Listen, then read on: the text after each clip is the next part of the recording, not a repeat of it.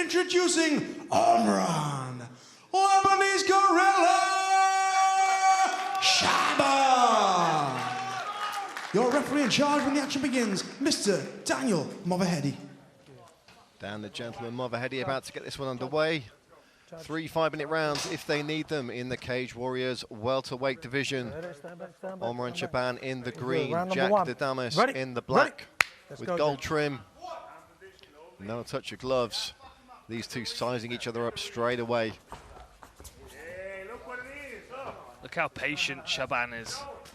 He's kind of talking to himself. He's reading his opponent. Look at the management of space between the two of them. This, after a while, when you start swinging at your opponent and you're punching thin air, starts to become quite unnerving. And as you can see there, Dadames has just shot in and failed shooting from a long, long way away.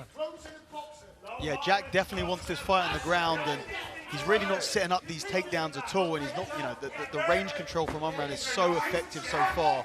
Jack's going to have to do something a little bit more if he wants to take this fight to the mat. That was a hard low kick as well that was blocked by Shaban. Lovely footwork as well as he circles off, and you can see how twitchy Dadames is. Doesn't know exactly what to expect from his opponent, who's coiled like a viper. Yeah, he faked low and went high there with that left kick, and he's already marked up Jack Dadames. Landing some nice hot shots here is Omran Shaban. Well, he's finally able to get his hands on his man, and a beautiful throw. You expect nothing less with Andy Costello in your corner. Straight in the side control here. He's wanted the fight on the ground for the entire time, and finally he's able to get it. The question is, can he do something with it? He's on the back now, but Omran doing a great job of getting back to his feet. Dadames really going to make sure that his opponent can't get away from him here. He's trying to take that leg, trying to take him back down. But you see that underhook on the right-hand side. It's a very, very important thing to have to stop your opponent from being able to get back to that back position. So a good job done to get back to his feet, and he's going to be able to create some space now if he wants to. Shaban with the body lock now. He's the one with his hands together. Yeah, he's got to be careful when he's in this clinch, though, because we've already seen that those judo throws can come from Dadames. Looking for the trip. Yeah. Beautiful stuff, Omran Shaban. And he gets it. Really interesting decision. You know, you'd think with the success he was having in the striking, he'd want to get this fight back to the feet, but straight into a rubber guard on the right-hand side here has Jack. He's going to probably try and get that right foot of his over the head of his opponent in order to try and get to an omoplata. Not very effective submission, but it really sets up other stuff like sweeps or especially triangles when you come back through from there. But so far, a really nice position on top half guard here. Put your fingers on round, please. Shaban told us that his style is that of a kickboxer, but when you're training with Tom King every day, you know the grappling is going to be on point as well. Good work here, though, from Dadames to get back to his feet. Looking for a single leg here, perhaps. Yeah, he definitely wants to get back to a top dominant position. You can see the framing from the left hand of Omran. Good work here, gentlemen. On that hip here, he's trying to stop his opponent from being able to get those hips too close. When you want to do a body lock takedown, when you want to sort of muscle your opponent, you've got to get your hips underneath there. So by framing on there, it can stop them from doing that.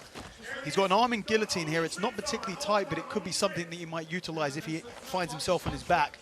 You can tell Dadames is being patient because he's aware that his neck might be in danger.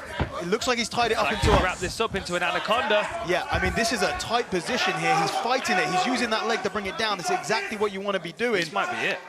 I mean, this is definitely the submission is definitely on. The question is, it's all about the angle of the body. That leg over the arm is going to cause problems. Dadames is doing a good job trying to get on top here. He needs to create some space between his ear and his shoulder. Yeah, he really wants to be trying to fight the hands here and create some space. When you're in this anaconda, you want to open yourself up. You want to make yourself as big as possible. And the person trying to choke you wants to make you smaller. One thing to consider is Shaban burning his arms out in this position. I mean, yeah, absolutely. Whenever you're in a submission, especially when you think that you're close to ending the fight with it, you're going to put everything in it. But this position is very strong. You know, this on the bicep, he's deep in this position. Anatomically, this is locked up quite tight. So he could hold this position for a long time if he knows what he's doing from here without burning out too much energy. And it certainly looks like he knows what he's doing. Trying to roll through. That's a submission! Omran Shaban with the first round submission.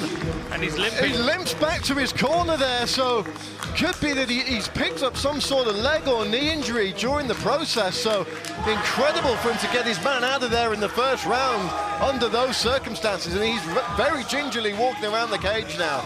Yeah, that was very calm, that was. It was a slow cooking submission, that was. He adjusted it a few times and, you know, found himself to top position and readjusted and readjusted. He did well to stick with that. I think, to be honest, Dan, I would have let go of that to try and take top position, because that burning of that forearm, you don't want that following you into the second round.